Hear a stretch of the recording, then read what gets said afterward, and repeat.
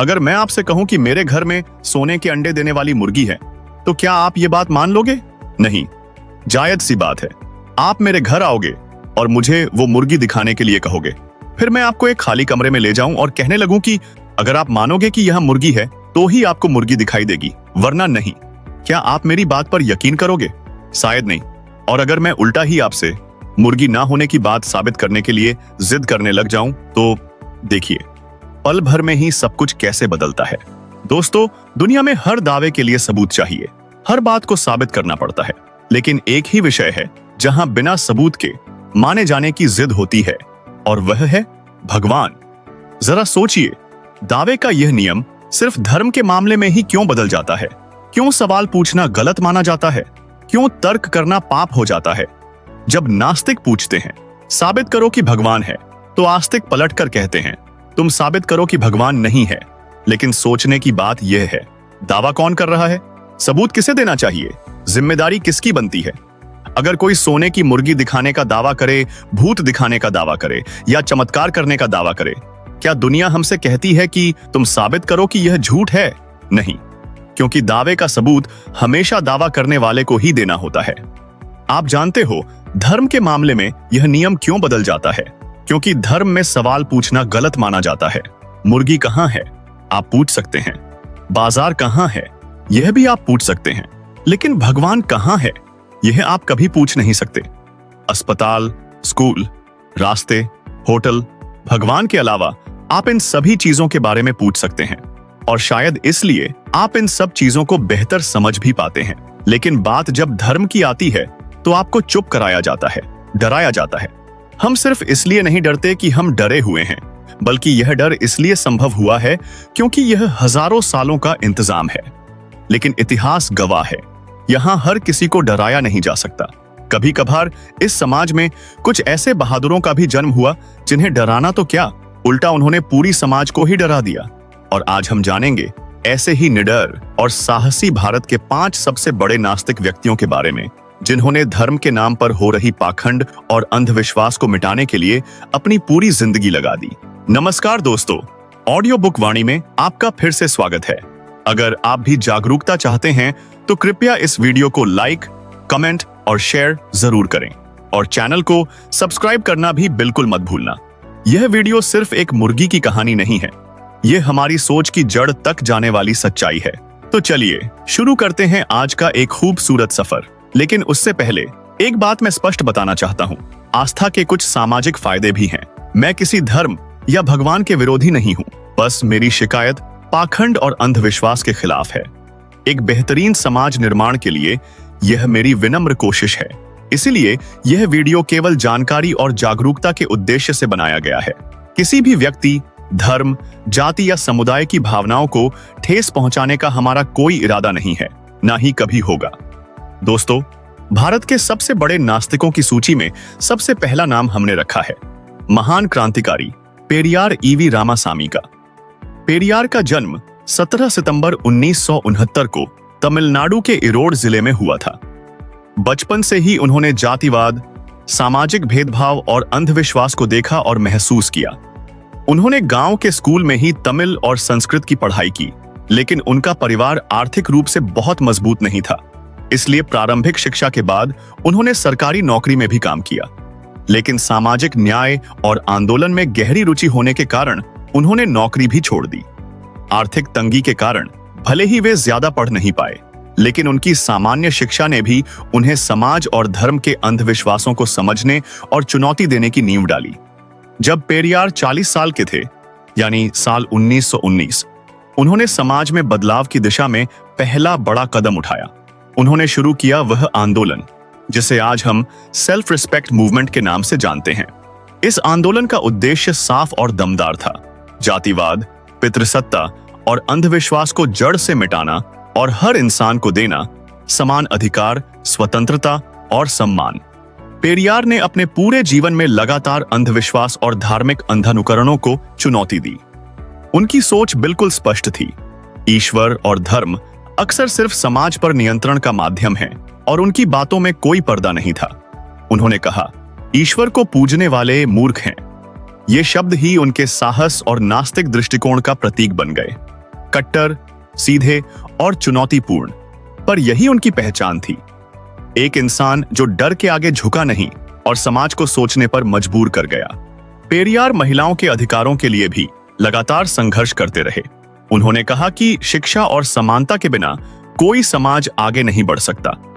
उन्होंने महिलाओं को समान अधिकार, शिक्षा और निर्णय लेने की स्वतंत्रता देने की जोरदार वकालत की। पेरियार ने कई किताबें भी लिखी, जिनमें प्रमुख हैं व्हाई वेयर वुमेन इनस्लेव्ड, यानी महिलाओं को दास क्यों बनाया गया। इस किताब में पेरियार ने समाज में महिलाओं के खिलाफ भेदभाव और उन्हें शिक्षा और समान अधिकार न देने की आदतों पर सवाल उठाया। साथ ही उन्होंने महिलाओं की स्वतंत्रता और आत्मसम्मान की आवश्यकता पर बल दिया। ऐसी ही उनके द्वारा लिखी गई और एक बहुचर्चित किताब है रिलीजन एंड सुपरस्टिशन, यानी धर्म और अंधविश्वास। इस किताब में उन्होंने स्पष्ट किया कि समाज में धार्मिक अंधविश्वास और परंपराएं लोगों को नियंत्रित करने का माध्यम हैं और सामाजिक सुधार के लिए सबसे पहले इन अंधविश्वासों और भय से मुक्ति पाना जरूरी है।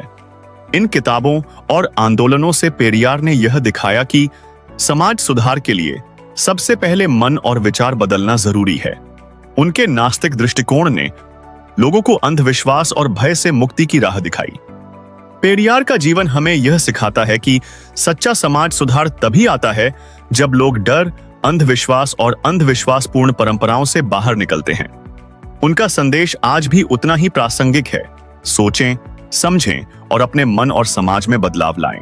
24 दिसंबर 1973 का दिन 94 वर्ष की आयु में पेरियार का निधन हुआ, लेकिन उनके विचार आज भी जीवित हैं और हर नए जनरेशन को सत्य, स्वतंत्रता और समानता की प्रेरणा देते हैं। अब हम बात करते हैं लिस्ट के दूसरे व्यक्ति की, जिनका सिर्फ नाम लेने मात्र से हमारा सीना गर्व से फूल जाता है। उनका नाम है हमारा आजादी के वीर शहीद भगत सिंह। एक ऐसे शख्स की कहानी जिसने अपने विचार और देशभक्ति से इतिहास को झकझोर दिया। उनका नाम सुनते ही दिल में एक अदम्य साहस और विचारों की आग महसूस होती है। भगत सिंह का जन्म 1907 में पंजाब में हुआ। बचपन से ही उनमें अन्याय और अत्याचार के खिलाफ गहरी संवेदनशीलता थी। पढ़ाई में इतिहास और राजनीति के साथ साथ उन्होंने सवाल करना और सोचने की आदत विकसित की। उन्होंने देखा कि कैसे समाज धर्म और अंधविश्वास के नाम पर बांटा जाता है और कमजोर होता है। यही वजह थी कि उन्होंने अपने विचारों को स्पष्ट रूप से व्यक्त करना शुरू किया। भगत सिंह न केवल क्रांतिकारी थे, बल्कि एक साहसी नास्तिक भी थे। उन्होंने अपनी किताब why I am an atheist में लिखा, मैं नास्तिक हूं क्योंकि मैं उन सभी विचारों और पाखंडों को मानता नहीं जो समाज को बांटते हैं। मैं ईश्वर के पारंपरिक रूप में विश्वास नहीं करता और न ही किसी किताब या धार्मिक नियम के अधीन रहना चाहता हूं। मेरा धर्म है इंसानियत, न्याय और स्वतंत्रता। मैं उन सब चीजों पर विश्वास करता हूं जिन्हें मैं देख सकता हूं, अनुभव कर सकता हूं और समझ सकता हूं। मेरे लिए असली पूजा है सच्चाई, साहस और देशभक्ति में। अगर आप भी इस किताब को सुनना चाहते हैं तो लिंक डिस्क्रिप्शन में है। उनके इन शब्दों में उनकी सोच और नास्तिक दृष्टिकोण की गहराई साफ झलकती है। भगत सिंह ने साबित किया कि विचार और साहस हथियार से भी बड़ी ताकत हैं। 1928 में उन्होंने सैंडर्स की हत्या की, लेकिन यह हमला निर्दोषों को नुकसान पहुंचाए बिना किया गया था। इसका मकसद था केवल ब्रिटिश राज को चेतावनी दी जाए और अन्याय के खिलाफ जागरूकता फैलाई जाए। 1929 में उन्होंने सेंट्रल असेंबली बम कांड किया। यह कदम दिखाता है कि वह हिंसा के लिए नहीं, बल्कि चेतावनी और न्याय के लिए लड़ रहे थे। बम कांड के बाद जब भागने की अनुमति दी गई तो उन्होंने भागने से साफ इनकार कर दिया। यह उनकी साहस और जिम्मेदारी को दर्शाता है। उन्होंने अपने कार्य की जिम्मेदारी पूरी तरह से स्वीकार की। अंग्रेज उनके साहस से इतने डरे हुए थे कि जेल प्रशासन भी उनके व्यवहार और सोच से डरता था। फांसी के दिन केवल 23 साल की उम्र में भगत सिंह ने मुस्कुराते हुए अपना बलिदान दिया। उनकी बहादुरी, उनकी स्पष्ट सोच और उनका नास्तिक दृष्टिकोण आज भी हमें प्रेरित करता है। भगत सिंह केवल एक क्रांतिकारी नहीं थे, वह विचारक, नास्तिक और समाज सुधारक भी थे। उनकी सोच, धर्म और अंधविश्वास पर सवाल उठाना और उनका साहस देशभक्ति और न्याय के लिए अपने प्राण न्यौछावर करना आज भी हमें प्रेरित करता है। अगर आप भी उनके विचारों और साहस से प्रेरित हैं, तो कमेंट में भगत सिंह लिखकर शहीद को श्रद्धांजलि दें। दोस्तों, अगर हम भारत के सबसे साहसी, सबसे तर्कवादी और सबसे विद्रोही नास्तिक व्यक्ति की बात करें, तो उस सूची में सबसे ऊपर बैठते हैं डॉक्टर भीमराव अंबेडकर। ये सिर्फ एक नेता नहीं थे, ये एक आंधी थे, एक विचार, एक क्रांति। अंबेडकर का जन्म 1891 में उस समय हुआ जब इंसान की कीमत उसके चरित्र से नहीं बल्कि उसके जन्म से तय कर दी जाती थी। बचपन से उन्हें अपमान, भेदभाव और जिल्लत सहनी पड़ी। लेकिन दोस्तों, कुछ लोग टूटते नहीं, वे चिंगारी बन जाते हैं। अंबेडकर आग के साथ बड़े हुए। स्कूल में उन्हें पानी छूने तक नहीं दिया जाता था, किताबें पकड़ना मना था, क्लास में उन्हें सबसे पीछे बैठाया जाता। पर उन्होंने एक बात साफ समझ ली, अगर जिंदगी बदलनी है तो ज्ञान को हथियार बनाना होगा। और फिर शुरू हुआ असली सफर। उन्होंने दुनिया के सबसे बड़े संस्थानों को जीत लिया, कोलंबिया विश्वविद्यालय, London School of Economics, Gray's Inn law. 3 doctorate डिग्रियां लेकर वो एक ऐसे विचारक बनकर लौटे जो किसी भगवान से नहीं डरता था, किसी धर्मशास्त्र के आगे नहीं झुकता था और किसी अन्याय को चुपचाप नहीं सहता था। और कहा जाता है कि अंबेडकर के पास कुल 32 डिग्रियां थीं। अंबेडकर ने साफ कहा, मैं ऐसे भगवान को नहीं मान सकता जिसे इंसानों ने बनाया हो और जो मनुष्यों को जन्म के आधार पर बांट देता हो। उनकी नजर में असली पूजा थी शिक्षा, संघर्ष और संगठन। वे धर्म को तभी मानते थे जब वह इंसान को बराबरी दे, सम्मान दे, स्वतंत्रता दे। अंबेडकर की जिंदगी संघर्ष का दूसरा नाम बन चुकी थी। उन्होंने पानी पर अधिकार के लिए लड़ाई लड़ी, मंदिरों के दरवाजे खुलवाए, सामाजिक बराबरी के लिए बड़े बड़े आंदोलन किए, महाड़ सत्याग्रह, काला पानी आंदोलन, मंदिर प्रवेश आंदोलन। हर जगह उन्होंने दुनिया को दिखा दिया कि अगर इंसान हक मांगे तो दुनिया उसकी ताकत को रोक नहीं सकती। दोस्तों, अंबेडकर के विचार सिर्फ भाषणों में नहीं, उनकी किताबों में भी भरे पड़े हैं। उनकी क्रांतिकारी किताबें जैसे अनाइलेशन ऑफ कास्ट यानी जाति का विनाश, बुद्ध और उनका धम्म बहुचर्चित हैं। अगर आप इन्हें खरीदना या सुनना चाहते हैं तो लिंक डिस्क्रिप्शन में है। इन रचनाओं में उन्होंने निडर होकर कहा, धर्म वो है जो इंसान को मुक्त करे, जो बांधे वो धर्म नहीं, एक जेल है। जब भारत आजाद हुआ तो संविधान लिखने की जिम्मेदारी उसी व्यक्ति को दी गई जो जन्म के आधार पर हो रही हर इंसानी गुलामी को खत्म करना चाहता था। अंबेडकर ने संविधान की हर लाइन में बराबरी की सांसें भरी। उन्होंने साबित किया कि देश भगवान से नहीं, न्याय और इंसानियत से चलता है। अंबेडकर का अंतिम संदेश उनकी पूरी विचारधारा का सार था, जो अन्याय सहता है वह अन्याय करने वाले से भी बड़ा अपराधी है। उन्होंने हिंदू धर्म की सामाजिक संरचना पर सबसे तीखा प्रहार किया, जबकि वह खुद हिंदू धर्म में आस्था रखने वाले परिवार में पैदा हुए थे। लेकिन अंत में 1956 में उन्होंने बौद्ध धर्म अपना लिया और उसी के 2 महीने बाद सिर्फ 65 वर्ष की आयु में उनकी मृत्यु हुई। और अपने जीवन में उन्होंने यह साबित कर दिया कि परंपरा से बड़ा अगर कोई चीज है तो वह है विचार। अंबेडकर सिर्फ एक नेता नहीं थे, वो खुद एक विचारधारा थे, शक्ति थे, आग थे, क्रांति थे और तर्क का सबसे बड़ा चेहरा। दोस्तों, अगर अंबेडकर की ये विरासत, ये साहस, ये सोच आपके दिल को छू गई हो तो कमेंट में लिखिए जय भीम और इस वीडियो को इतनी फैलाइए कि हर युवा समझ सके, दिमाग की आजादी ही असली आजादी है। सबसे बड़े नास्तिकों में से अब हम चौथे व्यक्ति की बात करते हैं। उनका नाम है ज्योतिराव फुले, समाज सुधार का सबसे साहसी योद्धा। फुले वे सिर्फ लेखक और समाज सुधारक नहीं थे, वे एक आग थे, एक तूफान थे, एक आवाज थे जिसने समाज के अंधेरे में रोशनी फैलाई। फुले का जन्म 1827 में महाराष्ट्र के एक निम्न जाति परिवार में हुआ। बचपन से ही उन्हें भेदभाव का सामना करना पड़ा। स्कूल में उन्हें पीछे बैठाया जाता, कभी किसी सम्मान के पात्र नहीं समझा जाता। लेकिन फुले टूटे नहीं, वे तो असली क्रांति बन गए। दोस्तों, कुछ लोग बदलाव की प्रतीक्षा करते हैं और कुछ लोग बदलाव खुद बन जाते हैं।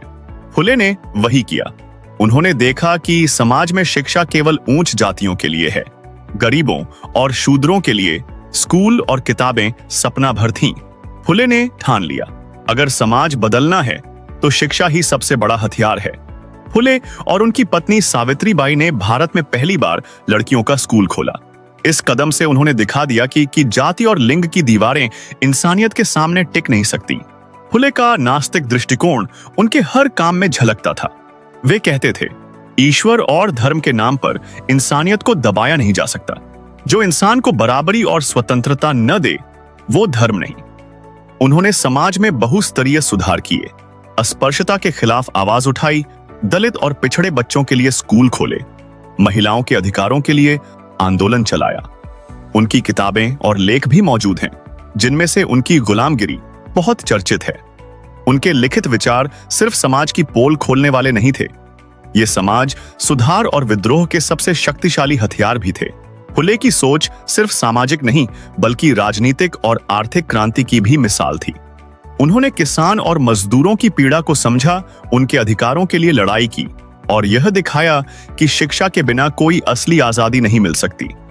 फुले का नास्तिक दृष्टिकोण डर से नहीं, अन्याय के खिलाफ विद्रोह से पैदा हुआ था। वे स्पष्ट कहते थे, ईश्वर से उम्मीद नहीं, इंसान से उम्मीद रखो। जो अन्याय करता है वह भगवान नहीं है और जो अन्याय सहता है वह भी अपराधी है। दोस्तों, फुले ने साबित कर दिया कि जाति, पितृसत्ता और अंधविश्वास की दीवारें इंसान की सोच से ही गिरती हैं। उनका जीवन, उनकी किताबें, उनके आंदोलन सब एक ही संदेश देते हैं, समानता, शिक्षा और इंसानियत सबसे बड़ा धर्म है। उनकी लड़ाई सिर्फ महाराष्ट्र के लिए नहीं थी, यह लड़ाई भारत के हर गरीब, हर महिला, हर शूद्र और दलित के लिए थी।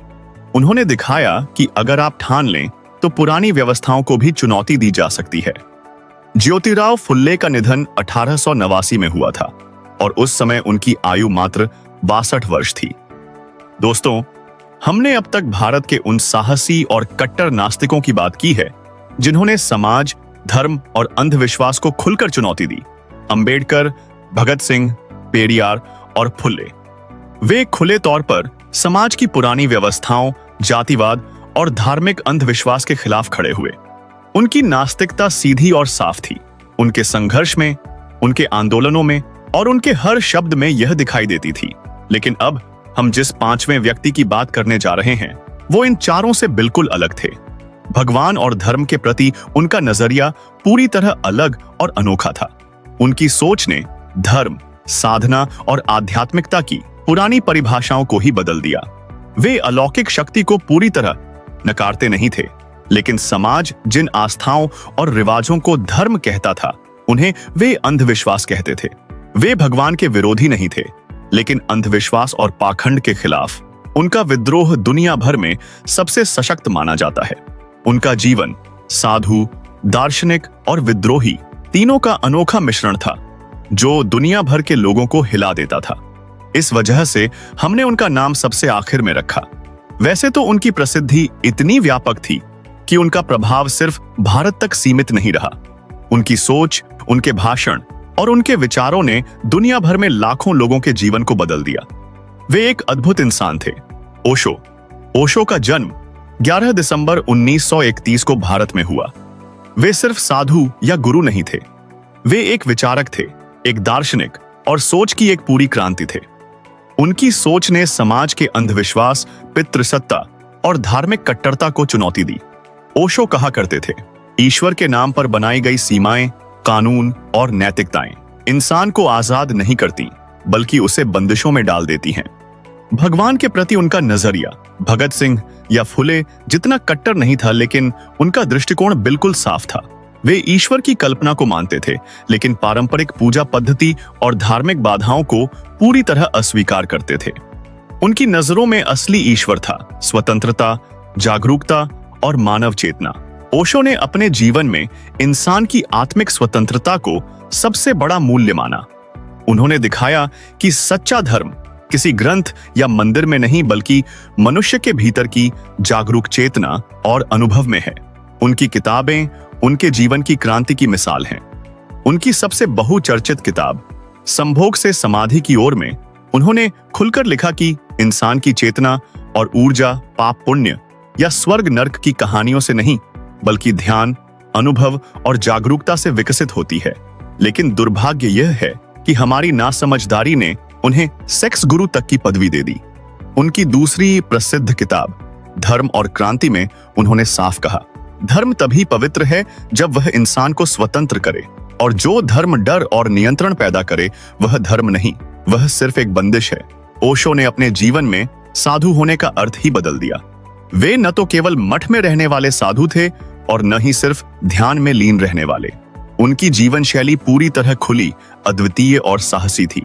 वे साधु भी थे, लेकिन साथ ही आधुनिक दुनिया की राजसी जीवन शैली को अपनाने वाले एक ऐसे व्यक्ति भी थे जिन्होंने दिखा दिया कि साधु होना सिर्फ गृहस्थी त्याग देना नहीं है, बल्कि जीवन को पूरी चेतना और स्वतंत्रता के साथ जीना है। उनकी नास्तिकता डर से नहीं, अन्याय और अंधविश्वास के खिलाफ विद्रोह से पैदा हुई थी। ओशो कहा करते थे, यदि कोई परंपरा इंसान को बंदिशों में बांधती है तो उसे छोड़ देना चाहिए। मनुष्य को उसकी चेतना से स्वतंत्र होना चाहिए। ओशो ने जेल भी देखी।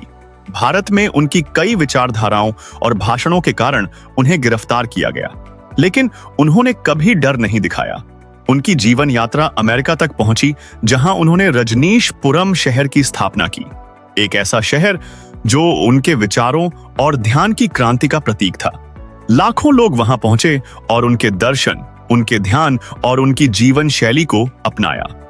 ओशो की लोकप्रियता केवल भारत तक सीमित नहीं रही। उनकी किताबें, भाषण और ध्यान तकनीक आज भी पूरी दुनिया में पढ़ी और अपनाई जाती हैं। उनकी सोच ने दिखाया कि असली धर्म या आध्यात्मिकता किताबों में नहीं, बल्कि अनुभव, जागरूकता और चेतना में है।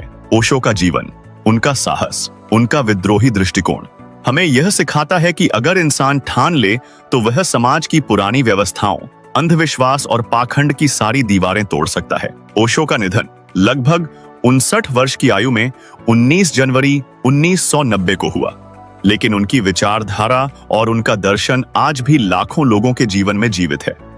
उनकी पूरी जिंदगी एक संदेश है, विचार और चेतना ही असली आजादी है।